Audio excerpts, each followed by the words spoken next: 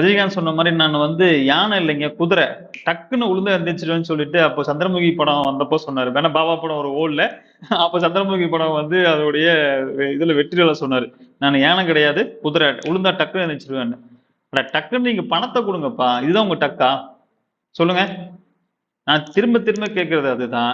இவ்ளோ தூரம் நீங்க வந்து பண்ணக்கூடிய உங்க நாள், ஏன் அந்த மக்கள் எப்படா வித்ட்ரா போடுவாங்க அப்படின்னு சொல்லிட்டு கதறிட்டு இருக்கிறாங்க. ஒருத்தர்லாம் எனக்கு ஃபோன் பண்ணி, அந்த அப்ளைனரு ஆல் அப்ஸ்கண்ட். இவரு வந்து பணத்த போட்டு தினம் வீட்டுக்கு போயி, "எப்பா ஒரு ஆப்ஷன் இருக்குப்பா, வாப்பா அதப்பா ஓஎம் போட்டேன். அடுத்தது பிஎம் போடு. அடுத்தது வா" அப்படின்னு சொல்லி டைமண்ட் ஆக்கி விட்டாரு அவர. இப்போ அந்த பணத்த வந்து அவரு வெளிய ஒரு தையல் வேலைக்கு போறாரு. ஒரு டெய்லர்.